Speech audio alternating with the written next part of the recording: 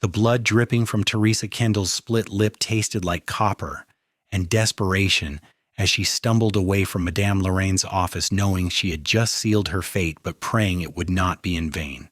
It was late August 1882 in Valentine, Nebraska, and the heat pressed down on the dusty streets like an iron weight. Teresa had arrived in this railroad town 6 months earlier, fresh off the train from St. Louis with nothing but $23 and a carpet bag containing everything she owned. Her father's gambling debts had destroyed their family, and her mother's death the following winter had left Teresa with nowhere to go except west, where opportunities supposedly bloomed like prairie flowers after rain. She had believed the advertisement in the newspaper, the one that promised respectable work for young women at a boarding house. She was 20 years old and desperate enough to believe anything. The truth had revealed itself within hours of her arrival. Madame Lorraine's establishment was no boarding house for respectable travelers. It was a brothel, one of 3 that served the railroad workers, cattle drivers, and drifters who passed through Valentine on their way to somewhere else. By then, Teresa had no money for a return ticket, no family to wire for help, and winter was coming. Madame Lorraine had smiled with painted lips and told her the work was not so terrible, that men were simple creatures with simple needs, and that Teresa could earn enough in a year to start over somewhere clean. That first year had stretched into 18 months, and Teresa had learned that leaving was far harder than staying. Madame Lorraine kept careful accounts of every dress, every meal, every bottle of perfume, and somehow the debt never seemed to shrink no matter how many men climbed the stairs to Teresa's small room on the 2nd floor. She was not alone in this trap. 9 other women lived and worked in the house, their ages ranging from 18 to 37, each one caught in the same web of manufactured debt and crushing necessity. But debt was not the worst of what Madame Lorraine offered. 3 months ago, a new gentleman had begun visiting the establishment regularly. His name was Victor Hastings, and he wore fine suits that spoke of money from back east. He had cold blue eyes and soft hands that had never known real work, and he smiled too much when he spoke of business opportunities. Madame Lorraine had taken to him immediately, inviting him into her private office for long conversations that did not include the women. Teresa had not meant to overhear. She had been retrieving a shawl from the storage closet adjacent to Madame Lorraine's office when their voices carried through the thin walls. Victor Hastings was offering Madame Lorraine a proposition. He had connections in San Francisco, buyers who would pay premium prices for young women willing to work in the high-end establishments there. The terms he described made Teresa's blood run cold.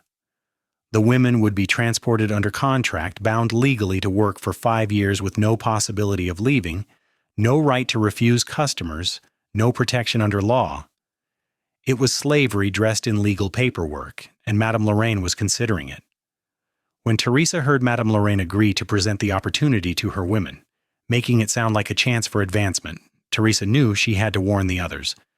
That evening, after the last customers had stumbled out into the night, she gathered the women in the room she shared with 2 others. She spoke quickly and quietly, explaining what she had overheard, begging them to refuse any contracts that Victor Hastings might offer. Most of the women had believed her. Sarah, who had been there the longest, had paled and gripped Teresa's hand. Young Emma, only 18 and still crying herself to sleep most nights, had looked terrified, but one woman, Constance, had not believed Teresa's intentions were pure. Constance thought Teresa was trying to sabotage an opportunity out of jealousy, and she had gone straight to Madame Lorraine with the story. Madame Lorraine had summoned Teresa to her office the next morning. Victor Hastings had been there as well, sitting in the velvet chair by the window, watching with those cold eyes. Madame Lorraine had not shouted. She had simply asked Teresa if the accusation was true, and Teresa, who had never learned to lie convincingly, had admitted to the warning she had given. The first blow had come from Madame Lorraine's ringed hand, catching Teresa across the cheek hard enough to snap her head sideways. The second had split her lip. Victor Hastings had not moved from his chair, but he had smiled that terrible smile, and told Madame Lorraine that examples needed to be made of troublemakers. Madame Lorraine had called for Marcus, the heavy-shouldered man who served as bouncer and enforcer, and he had dragged Teresa to the cellar where the coal and potatoes were stored. In that dark, damp space, Marcus had beaten her with methodical efficiency while Madame Lorraine watched from the stairs. He had avoided her face beyond what damage had already been done, focusing instead on her ribs, her back, her arms. When he finished, Teresa could barely draw breath without pain, and every movement sent fire through her torso. Madame Lorraine had informed her that she would still be expected to work that evening, that her debt had just increased to cover the disruption she had caused, and that if she spoke one more word of warning to anyone, the next beating would be worse. Now, as Teresa climbed the stairs back to her room, each step an agony, she knew she could not let it end this way. The other women needed to know the truth, needed to understand the danger before them. She had failed to make them believe her words, but perhaps there was another way. If she could get word to someone outside the house, someone with authority or influence, perhaps they could intervene. But who in Valentine would care about the fate of prostitutes? The law certainly did not. The marshal collected a monthly payment from each of the brothels and looked the other way at everything that happened inside their walls. Teresa made it to her room and collapsed on the narrow bed she shared with Emma. The younger woman was not there, probably downstairs preparing for the evening's business. Teresa closed her eyes and tried to think through the pain. There had to be someone. There had to be a way. Evening came too quickly. Teresa forced herself upright, changed into a dress that would not show the bruises on her arms, and went downstairs to the parlor where the women gathered to entertain customers. Her ribs screamed with every breath, but she kept her face carefully neutral. The other women shot her worried glances, but no one spoke directly to her. They had all learned the cost of drawing Madame Lorraine's attention. The parlor filled with men as darkness fell. Railroad workers spending their wages, ranch hands in town for supplies, gamblers and drifters passing through. Teresa smiled and poured whiskey and pretended her body was not one massive bruise. She was waiting for a particular type of customer, someone who might listen, someone who might care. But as the hours passed and men came and went, taking women upstairs and returning to drink and play cards, Teresa began to lose hope. It was nearly midnight when the cowboy walked in. He was tall, with sun-darkened skin and dark hair that needed cutting. He wore dusty trail clothes and moved with the easy confidence of a man comfortable in his own body. He did not look like the usual customers. There was something solid about him, something that suggested he was passing through on his way to somewhere specific rather than drifting aimlessly like so many others. He took a seat at the bar and ordered whiskey. Teresa was pouring drinks that night, since her injuries made going upstairs impossible, and she brought him his glass with shaking hands. He looked at her with brown eyes that seemed to actually see her rather than looking through her, and he thanked her with a slight nod. His voice was low and rough, like gravel under wagon wheels. "You are hurt," he said quietly, and it was not a question. Teresa's hand went automatically to her split lip, then dropped. "I'm fine, sir. Can I get you anything else?" He studied her for a moment longer, then shook his head. "Just the whiskey." She retreated to the other end of the bar, her heart pounding. Something about his direct gaze had unnerved her, but also sparked a desperate hope. This man had noticed. This man had cared enough to comment. Perhaps he would care enough to help. The evening wore on. The cowboy nursed his whiskey and watched the room with quiet attention. He did not play cards, did not take any of the women upstairs, did not get drunk and loud like so many others. He simply sat and observed, and Teresa found herself acutely aware of his presence. When Madame Lorraine swept into the parlor to survey her domain, her eyes landed on the cowboy immediately.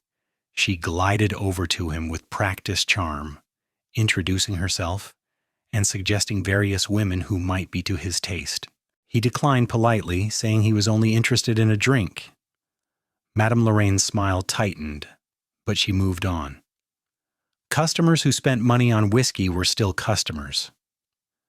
Teresa was wiping down the bar when the cowboy stood to leave.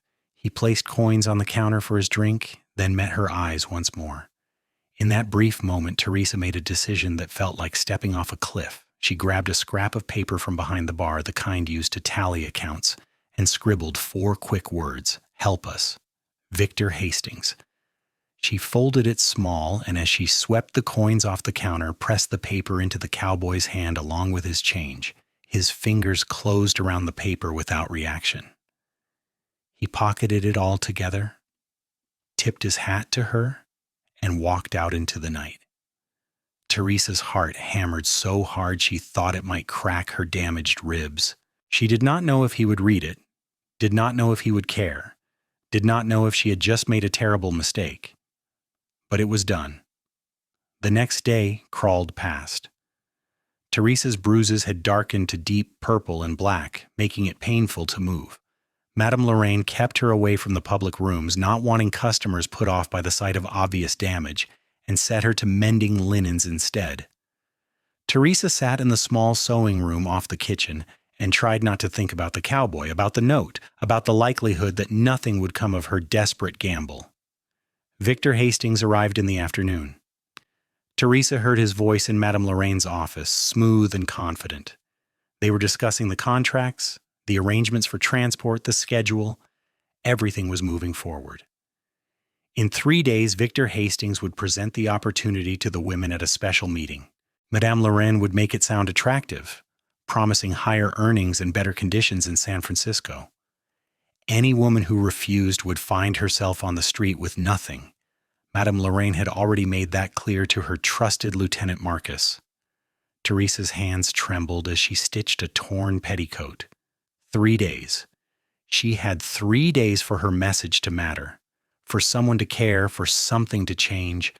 Otherwise, she and the other women would be signing contracts that would destroy whatever remained of their lives. That evening, Teresa was still confined to the back rooms.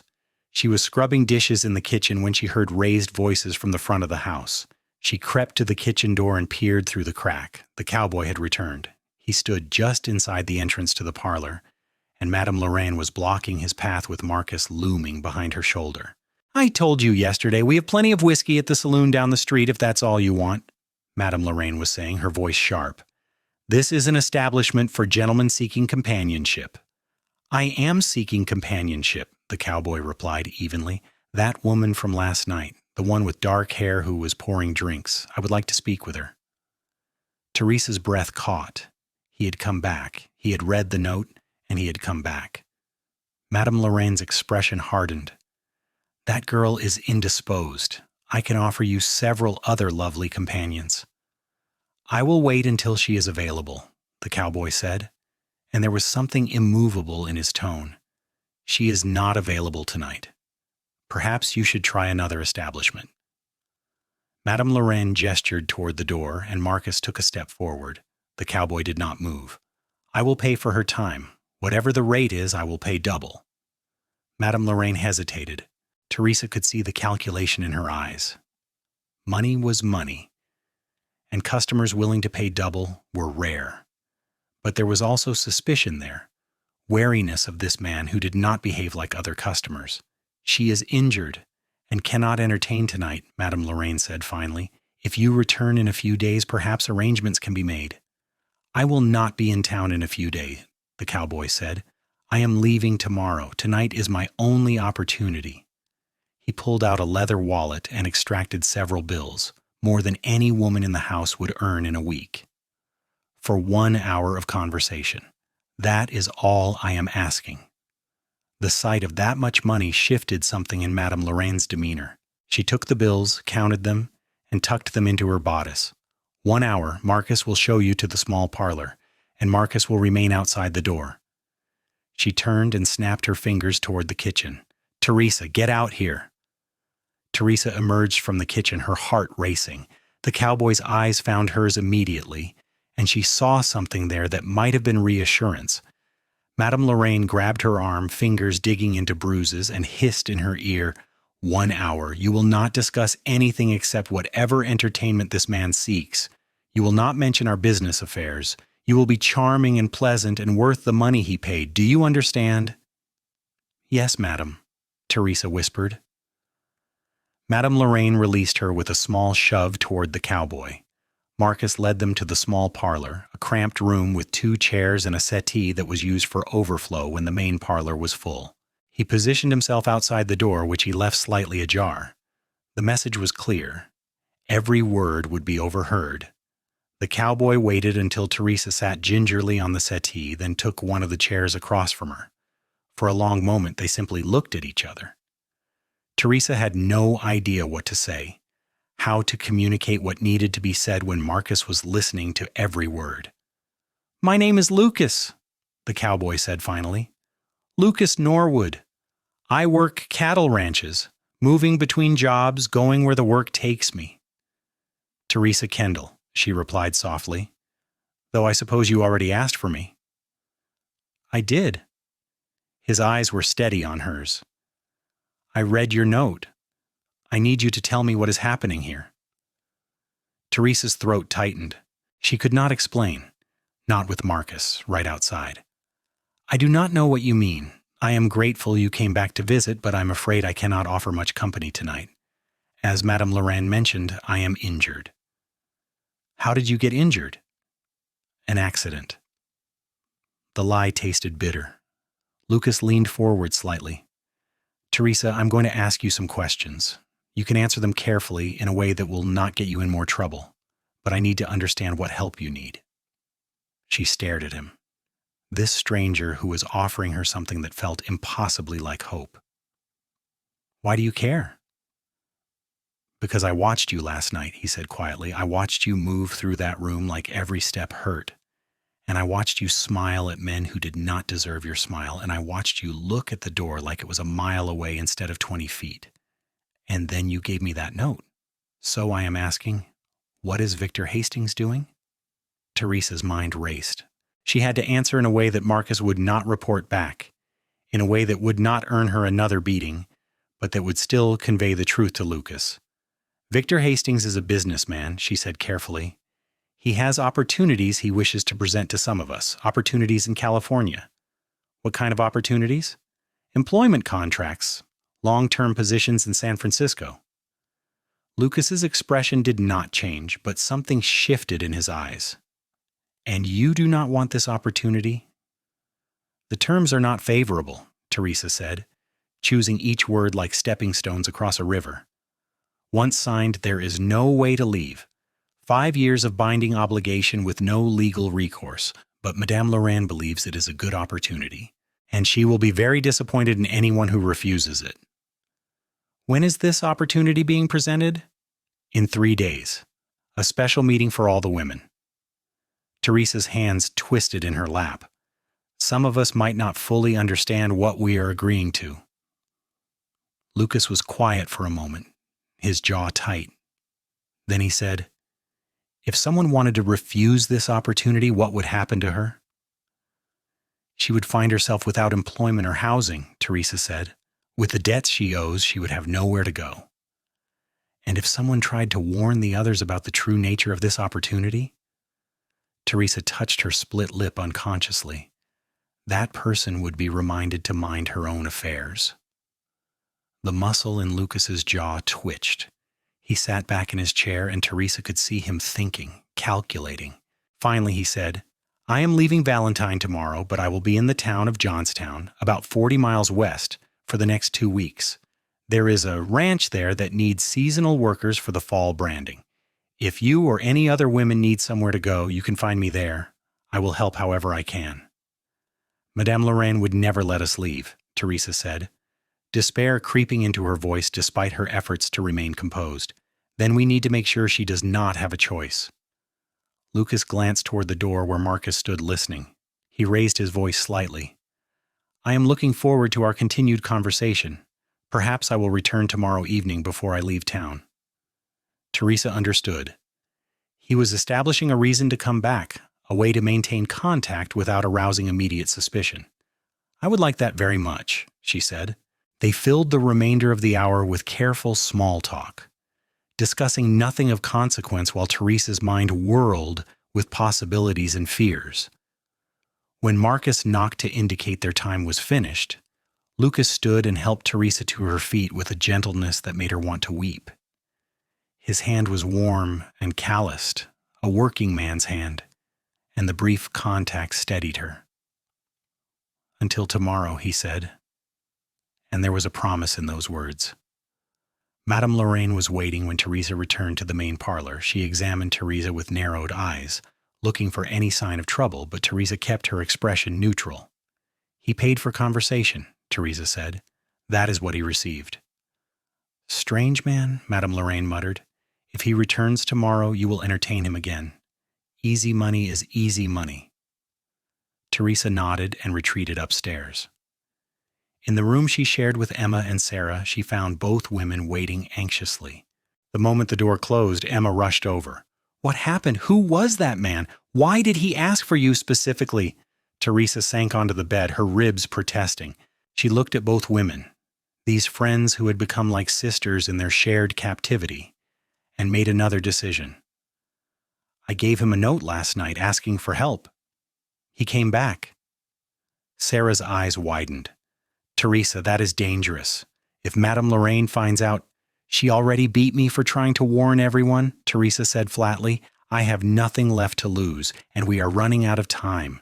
Victor Hastings will present those contracts in 3 days, and anyone who refuses will be thrown out with nothing. But Lucas thinks he can help us. He told me where to find him if we can get away." "Get away?" Emma's voice was small and frightened. "How would we even do that?" "Marcus watches the doors. Madame Lorraine keeps our papers and our money.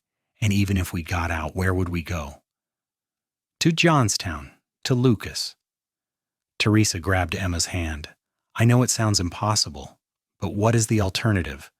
Sign those contracts and end up in California with no rights, no freedom, no hope? Or refuse and be thrown onto the street here to starve? At least this is a chance." Sarah bit her lip. "Why would this cowboy help us? What does he get out of it?" Teresa had no answer for that. She had been asking herself the same question. Men did not help women like them without wanting something in return. That had been made abundantly clear over the past 18 months. But something about Lucas's steady gaze, about the way he had listened and believed her, made her think he might be different. Or perhaps she was just desperate enough to believe anything. "I do not know," she admitted, "but I trust him more than I trust Victor Hastings." The 3 women talked late into the night, voices low so they would not be overheard. They discussed the logistics of escape, the dangers, the possibilities. It seemed insurmountable, but the alternative was worse. By the time they finally slept, they had the beginnings of a plan. Lucas returned the following evening as promised. This time, Madame Lorraine seemed less suspicious and more pleased by the continued revenue. She allowed Teresa to meet with him in the small parlor again, with Marcus once more stationed outside the door. But Marcus seemed less vigilant tonight, more interested in a card game happening in the main parlor, and the door was pulled shut rather than left ajar. "I've been making inquiries," Lucas said quietly as soon as they were seated. "Victor Hastings is known in several towns along the railroad. He has been recruiting women for California operations for the past 2 years. The contracts he uses are legal on paper, but designed to be impossible to fulfill. The women who sign them disappear into San Francisco's worst establishments and are never heard from again." Teresa's stomach turned. "Can the law stop him?" "Not unless someone with evidence is willing to testify, and the women who could testify are all in California trapped in those contracts. The local law here will not act against a man with money and connections based only on rumors." Lucas's expression was grim. "But I spoke with the marshal this morning anyway. Told him I had concerns about women being coerced. He told me what happens in the brothels is not his concern as long as taxes are paid." "I told you the law would not help her," Teresa said bitterly. "Then we do not rely on the law. We rely on ourselves." Lucas leaned closer. "How many women are there in this house?" 10, including me. But one of them, Constance, is the one who reported me to Madame Lorraine. I do not think she will come with us. So 9 women who need to get out. That is manageable." Lucas was quiet for a moment, thinking. "Here is what I am proposing. Tomorrow night, very late after the house settles for the evening, you gather the women who want to leave, all of them together. I will be waiting with a wagon 2 streets over behind the feed store. You will need to get past Marcus and out of the building without raising an alarm. Marcus sleeps in a room off the back entrance, Teresa said, and Madame Lorraine's bedroom is at the front of the second floor. If we go out through the kitchen and the back door, we might be able to slip past. The back door will be locked. I know where Madame Lorraine keeps the spare key. In the kitchen, in a tin marked sugar. I have seen her use it. Lucas nodded slowly. Then that is our route. You get everyone ready to leave. Do not bring anything you do not need. Travel light. Once you are in the wagon, I will drive fast for Johnstown. We should arrive by dawn. And then what? Teresa asked. Was what happens to us in Johnstown? Then you are free, Lucas said simply. I know the ranch owner there, a man named Henry Callahan. He has a large house and employs several women as cooks and housekeepers. I already sent him a telegram explaining the situation, and he has agreed to provide temporary housing and help you find honest work. No debts, no obligations, no contracts, just a safe place to start over. It sounded too good to be true, but Teresa found herself believing him anyway. Perhaps it was the calm certainty in his voice, or the fact that he had already taken concrete steps to help them, or simply that she needed so desperately to believe that someone good existed in the world. Why are you doing this, Steve? She asked, the question spilling out before she could stop it. You do not know us. You owe us nothing. Why take this risk? Lucas was quiet for a long moment. When he spoke, his voice was softer than before. My sister was 19 when she left home. She was angry at our father and thought she would make her own way in the world. She ended up in a place like this in Cheyenne. I did not find out until a year later, and by then she was too deep in debt to leave. I tried to buy her freedom, but the man who owned the house refused. He liked having power over her. 3 months after I found her, she killed herself. Teresa's breath caught. I am so sorry. Her name was Ruth, Lucas continued. She was smart and stubborn, and she had a laugh that made everyone around her smile. She should have lived a full life, had a family, been happy. Instead, she died believing she was worthless and alone. His eyes met Teresa's, and the pain in them was raw. I could not save my sister, but I can save you, all of you, and I will. Tears burned in Teresa's eyes. She reached across the space between them and took his hand, not caring if Marcus saw, not caring about anything except the connection in that moment. Thank you, she whispered. Thank you for caring. His hand tightened around hers. I will be behind the feed store at 2 a.m. If you do not come by 3, I will assume something went wrong and I will find another way to help, but I will not leave you here. We will be there, Teresa promised. They spent the rest of the hour refining the plan, discussing contingencies and potential problems. By the time Marcus knocked to signal the end of their meeting, Teresa felt something she had not felt in 18 months. Hope. That night, after the customers left and the house grew quiet, Teresa gathered the women again. Not in her room this time, but in the cellar, where they were less likely to be overheard. She explained Lucas's plan quickly and quietly, watching their faces shift from disbelief to fear to fragile hope. He could be lying, Constance said immediately. This could be a trap. How do you know he is not working with Madame Lorraine to test our loyalty?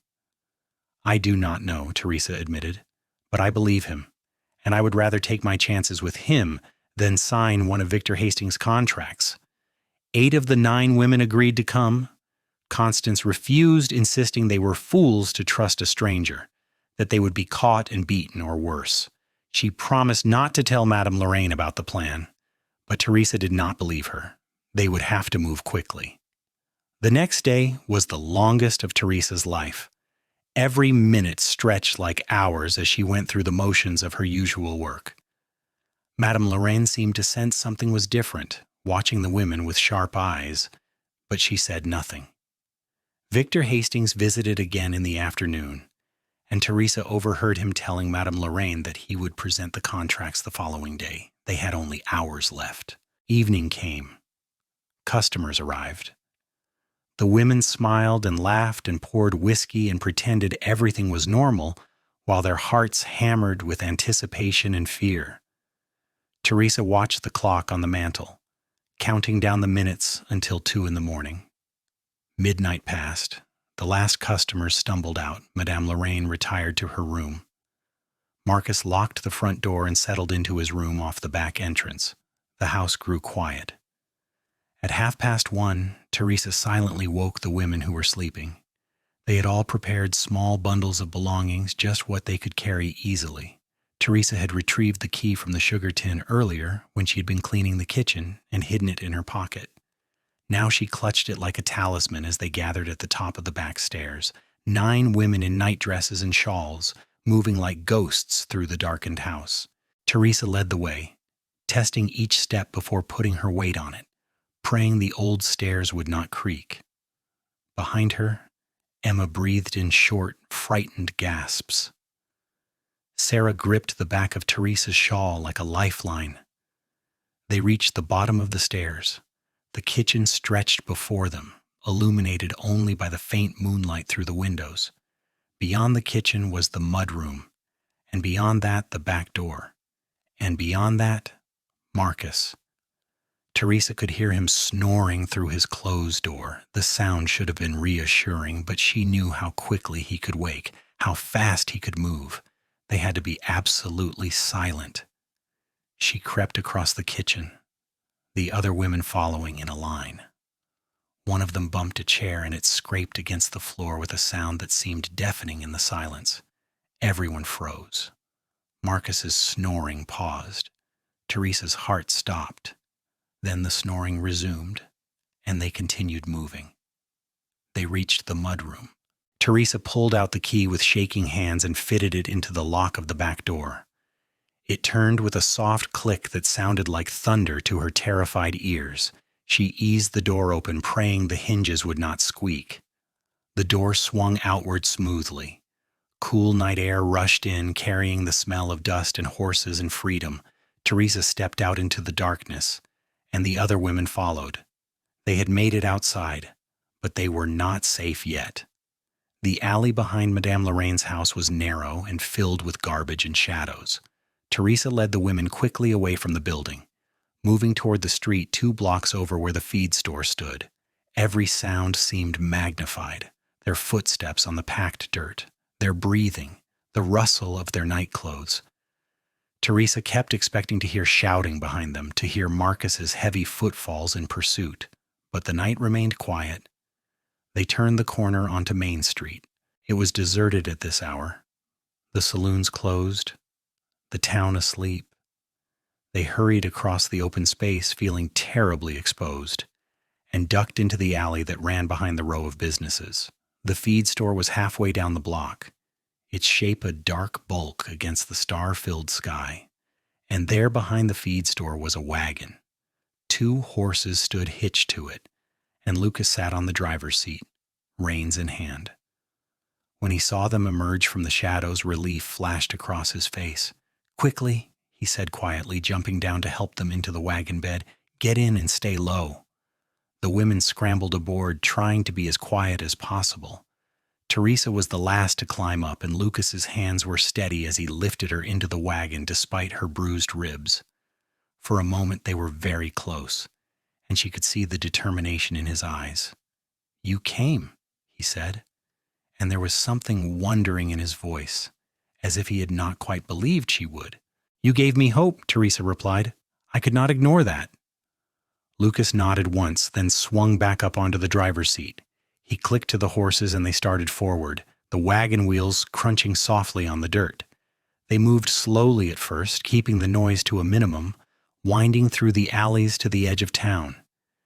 It was only when they reached the open road heading west that Lucas let the horses speed up to a trot, then a canter. The wagon bounced and jostled over the rutted road, and the women clung to the sides and to each other, but no one complained. Behind them, Valentine grew smaller and smaller until it disappeared entirely into the darkness. They were free. The ride to Johnstown took 6 hours of hard driving. Lucas only slowed when the horses needed to rest, letting them walk for brief periods before urging them back to speed. None of the women spoke much during the journey. They were too stunned by what they had done, too afraid that somehow Madame Lorraine would appear behind them with Marcus and drag them back. Dawn was breaking over the prairie when Johnstown appeared on the horizon. It was smaller than Valentine, More of a ranching community than a railroad town, with a main street lined with modest buildings and several large ranches sprawling in the surrounding grassland. Lucas drove directly to the largest of these ranches, a sprawling operation with a big two-story house and several outbuildings. A man was waiting on the porch as they pulled up, a weathered rancher with gray hair and a kind face. This was Henry Callahan, the ranch owner Lucas had mentioned. He came down the steps as the wagon stopped, his expression concerned. "Lucas, you made good time. These are the ladies?" "They are." Lucas jumped down and began helping the women out of the wagon. 9 of them, just as I said in the telegram. Henry nodded, looking at the exhausted, frightened women in their nightclothes and shawls. "Welcome to the Callahan Ranch, ladies. You are safe here. Come inside. My wife has breakfast waiting, and we have rooms prepared for you." The women followed Henry into the house in a daze. Teresa was the last to dismount, and again Lucas was there to help her down. His hands lingered on her waist for a moment longer than necessary, and when she looked up at him, something passed between them that had nothing to do with rescue or gratitude and everything to do with recognition. "You should go inside," Lucas said quietly. "Get some food and rest. We can talk later." But Teresa did not move. "Will you be staying? Or do you have to leave right away for another job?" "I will be staying," Lucas said.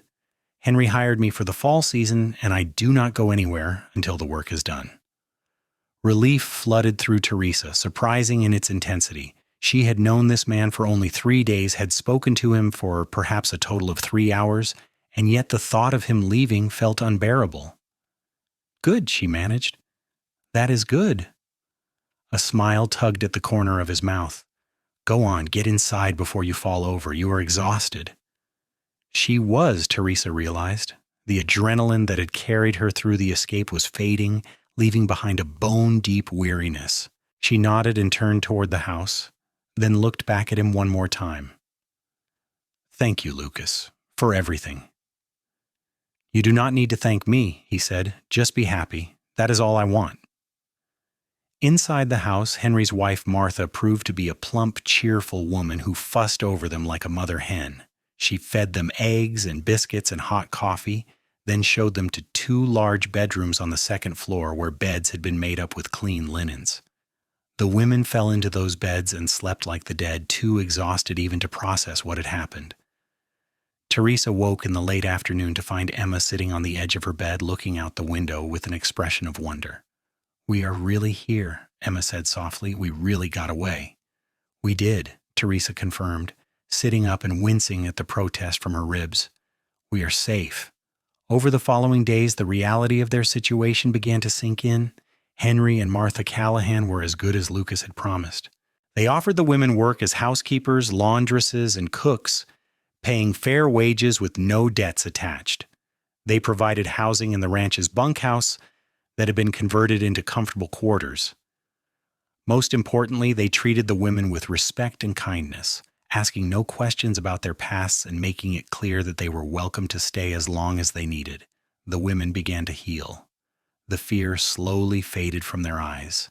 They laughed more, spoke more freely. Sarah turned out to have a talent for gardening and took over Martha's vegetable patch. Emma discovered she loved working with the ranch's chickens and took charge of the hen house. The others found their own places in the rhythm of ranch life. Teresa found herself drawn to the horses. She had never worked with animals before, but something about their size and strength combined with their gentleness called to her. She began spending time in the stables, learning from the ranch hands how to groom and feed them, how to read their moods and gain their trust. Lucas worked with the horses too. His job involved breaking the young ones to saddle, training them for ranch work, preparing them for sale. Teresa often saw him in the corrals, moving with the animals with a patience and understanding that fascinated her. He never forced them, never lost his temper, just worked steadily until the horse accepted him. They began to talk during these encounters in the stables and corrals. At first, the conversations were practical. Teresa asking questions about the horses, Lucas explaining techniques and sharing knowledge. But gradually, the talks became more personal. Lucas told her about growing up on a ranch in Wyoming, about learning to ride before he could properly walk, about his sister Ruth, and how much he still missed her? Teresa shared pieces of her own story, her childhood in St. Louis, her father's gambling, her mother's death, the desperation that had led her to answer that fateful advertisement.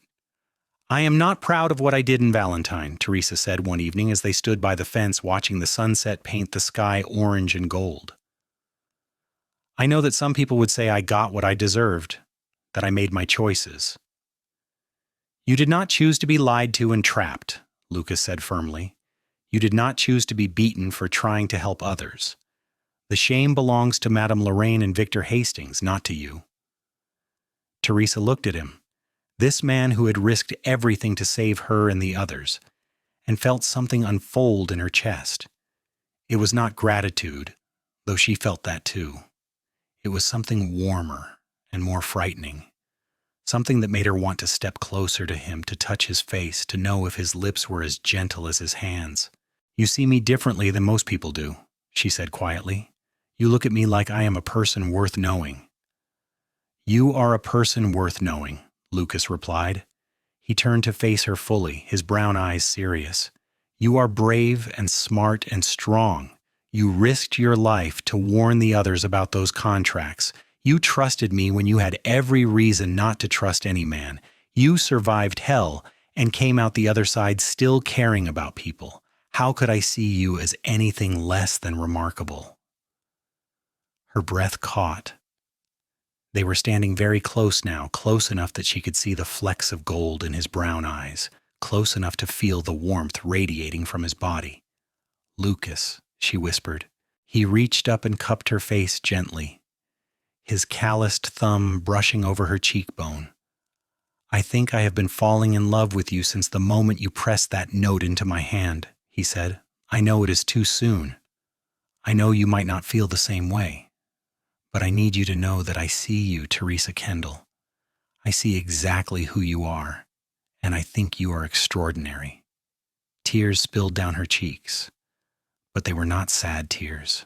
They were the kind that came from being seen and valued and cared for after so long believing she was worthless. "I feel it too," she confessed. "I do not understand how it is possible after such a short time, but I feel it too." Lucas smiled, and it transformed his whole face, making him look younger and lighter. "Then I would very much like to kiss you, if that would be all right." In answer, Teresa rose on her toes and closed the distance between them. His lips were soft and warm, and the kiss was gentle, tentative, a question and an answer all at once. It tasted like hope and new beginnings and the promise of something good. When they pulled apart, Lucas rested his forehead against hers, his arms coming around to hold her carefully, mindful of her still healing ribs. "We have time," he murmured. "Time to heal, time to know each other, time to build something real. There is no rush." "No rush," Teresa agreed, leaning into his embrace and feeling safe for the first time in years. The weeks that followed were the happiest of Teresa's life. She continued working with the horses, learning everything Lucas could teach her. She grew strong again as her bruises faded and her ribs healed. She laughed with the other women, worked alongside them, built friendships that felt like family. And every evening she walked with Lucas, talking and dreaming and falling deeper in love. He courted her properly, despite their unconventional beginning. He brought her wildflowers picked from the prairie. He taught her to ride, patient and encouraging as she learned to trust the horse beneath her. He told her stories of his travels and listened with genuine interest to her thoughts and opinions. He never pushed for more than she was ready to give, content to simply be near her. It was Martha Callahan who finally sat Teresa down one morning in late October and asked the question that had been hovering unspoken. "That man loves you something fierce," Martha said, as they worked together making preserves from the last of the garden tomatoes. "And unless I miss my guess, you love him just as much. So what are you waiting for?" Teresa's hand stilled on the tomatoes she was chopping. "I do not know if I am ready for marriage," she admitted. "After everything that happened in Valentine, the thought of being bound to someone, of losing my freedom again, it frightens me." "Lucas is not Madame Lorraine," Martha said gently. Marriage to a good man is not a trap. It is a partnership. Henry and I have been married 32 years, and I have never felt less than free. A good man wants his wife to be happy, to flourish, to be fully herself. And from what I have seen, Lucas is a very good man. He is, Teresa agreed softly. He is the best man I have ever known. Then trust him, Martha said. Trust yourself. You survived the worst life could throw at you, Teresa. Do not let fear keep you from claiming the best. That evening, Teresa found Lucas in the stables, tending to a mare that was due to foal soon. He looked up when she entered, and his face lit with that smile that never failed to warm her. I was hoping you would come by, he said. I wanted to ask if you would like to ride out with me tomorrow. There is a place about an hour north, a little valley with a creek running through it. I thought we could pack a lunch, spend the day there. That sounds perfect, Teresa said. She moved closer, gathering her courage. Lucas, I need to ask you something. He straightened immediately, giving her his full attention. Anything. If we were to marry, what would that look like?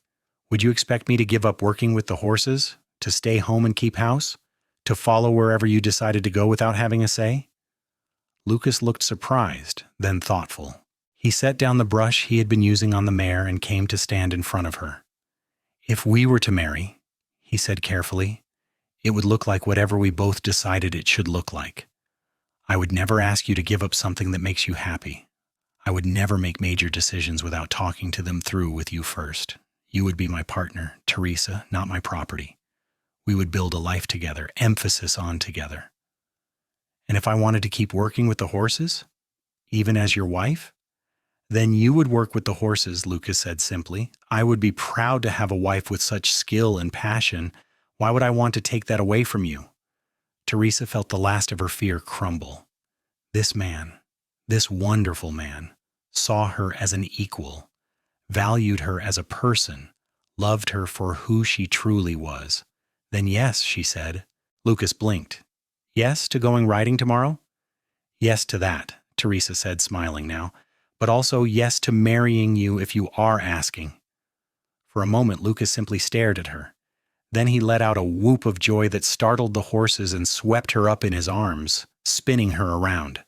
I am asking, he said, laughing. I am absolutely asking. Teresa Kendall, will you marry me? Yes, she said again, laughing with him. Yes, Lucas Norwood, I will marry you. He kissed her then, deep and thorough and full of promise. And Teresa kissed him back, pouring all her hope and love and trust into that kiss, knowing she was finally truly home. They were married 3 weeks later in Johnstown's small church. All of the women from Madame Lorraine's house attended, along with the Callahans and the ranch hands and half the town. Teresa wore a simple blue dress that Martha helped her sew, and Lucas wore his best suit. And when they said their vows, there was not a dry eye in the church. Henry Callahan offered them a small house on the ranch property, one of the cottages that had been used for his foreman before the man retired. It was tiny but perfect, with 2 rooms and a fireplace, and windows that looked out over the prairie. Lucas and Teresa moved in the day after the wedding, arranging their few belongings and marveling at the fact that they had a home of their own. That first night as husband and wife, lying in bed with Lucas's arms around her and listening to the wind whisper across the grass outside, Teresa felt a peace she had never imagined possible. I never thought I would have this, she whispered. A home, a husband who loves me, a future worth wanting. Lucas tightened his arms around her. You deserve all of this and more, he said, and I intend to spend the rest of my life making sure you know it. They settled into married life with ease. Lucas continued his work with the horses, and Teresa worked alongside him, becoming skilled enough that Henry began assigning her her own horses to train. They were partners in every sense, discussing their work over dinner each evening, making decisions together, supporting each other's goals. The other women from Valentine thrived as well. Sarah met a farmer at the church and married him the following spring. Emma decided to use her saved wages to open a bakery in town, and it became the most popular establishment in Johnstown. The others found their own paths, all of them building new lives free from the shadow of their past. Winter came and went. Spring arrived with green grass and wildflowers. And one morning in April, Teresa woke feeling nauseous and knew immediately what it meant. She waited until she was certain, until Martha confirmed what she suspected before telling Lucas. She chose to tell him in the stables, where so much of their relationship had unfolded. He was working with a young gelding, patient as always, when she approached. "Lucas, I need to talk to you." He heard something in her voice and immediately gave her his full attention. "What is it? Are you all right?" "I am more than all right," Teresa said, smiling through sudden tears. "I am pregnant. We are going to have a baby." Lucas's eyes went wide. Then he was across the space between them, lifting her carefully, kissing her face, laughing with pure joy. "A baby," he kept repeating. "We are going to have a baby." Their son was born in December, a healthy boy with Lucas's dark hair and Teresa's green eyes. They named him Thomas after Teresa's grandfather. Holding him for the first time, looking down at his tiny, perfect face, Teresa was overwhelmed by how far she had come. 2 years ago, she had been trapped and beaten and without hope. Now she had a husband who adored her, a child she loved more than life, a home, and a future, and freedom. "He is perfect," Lucas whispered, standing beside her and gazing at their son with wonder. "You are perfect. I am the luckiest man alive." "We are the lucky ones, Key," Teresa corrected, leaning her head against his shoulder. "All of us. We got out. We survived. We built something beautiful." Lucas kissed the top of her head. "You built it," he said. "You were brave enough to ask for help. You trusted me when you had no reason to trust anyone. You saved yourself and 8 other women. Everything good that came after started with your courage." Teresa thought about that note she had pressed into a stranger's hand, that desperate gamble that had changed everything. "I suppose courage sometimes looks like desperation," she said. "I was so scared that night." "Courage is not the absence of fear," Lucas said. "It is being terrified and doing what needs to be done anyway. You have always been the bravest person I know." They stood together, the 3 of them, as snow began to fall outside the window. Thomas slept peacefully in Teresa's arms, unaware of the dark past his mother had escaped, knowing only the love and safety of the present. And Teresa looked at her husband and her son and felt gratitude so profound it was almost painful. The years unfolded gently. Thomas grew into a bright, active boy who loved horses as much as his parents did. When he was 3, Teresa and Lucas had a daughter they named Rose, a spirited child with her mother's determination. 2 years after that came another son, James, the baby of the family and everyone's favorite. Lucas and Teresa continued working with the horses, eventually taking over as head trainers for the Callahan Ranch when Henry decided to retire. They bought their cottage from Henry, officially making it their own. They became pillars of the Johnstown community, respected and loved. The other women remained close friends. They gathered regularly, supporting each other through marriages and children and the normal challenges of life. And they never forgot where they had come from or what they had survived, but they also refused to let their pasts define them. They were more than what had been done to them. They were strong and capable and worthy of every good thing they had built. Sometimes Teresa thought about Madame Lorraine and Victor Hastings, wondered if they had ever faced consequences for what they had done. She learned through letters from Sarah, who still had a friend in Valentine, that the marshal had eventually investigated Madame Lorraine's establishment after several other women disappeared under suspicious circumstances. Madame Lorraine had closed the brothel and left town. Victor Hastings had been arrested in California for fraud and trafficking. Justice had been slow, but it had come eventually. On a warm evening in June 1895, 13 years after that desperate escape from Valentine, Teresa sat on the porch of her house watching her children play in the yard. Thomas was 16 now, tall and strong, already working full-time with the horses. Rose was 13, smart and fierce and determined to become a veterinarian despite people telling her that was not a proper profession for a woman. James was 11, sweet-natured and always laughing. Lucas came out of the house and settled into the chair beside her, taking her hand. Gray threaded through his dark hair now, and lines creased the corners of his eyes, but to Teresa he was as handsome as the day she met him. "What are you thinking about?" he asked. "How different my life is from what I thought it would be," Teresa said. "How much better it turned out than I ever dreamed possible." Lucas squeezed her hand. "You made it better," he said. "You fought for it. You never gave up, even when everything seemed hopeless." "We fought for it," Teresa corrected. "You saved me, Lucas. You and that note and your willingness to believe a desperate woman's plea for help." "You saved yourself," Lucas insisted. "I just provided the wagon." Teresa laughed, the sound warm and full. "You provided so much more than a wagon.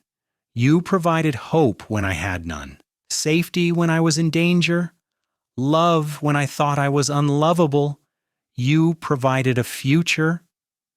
"And you provided me with a reason to believe that the world still had good in it," Lucas said. "After Ruth died, I was so angry. I thought there was no justice, no point in caring, no way to make a difference. Then you handed me that note, and I realized I could make a difference. I could save someone. And in saving you, you saved me right back."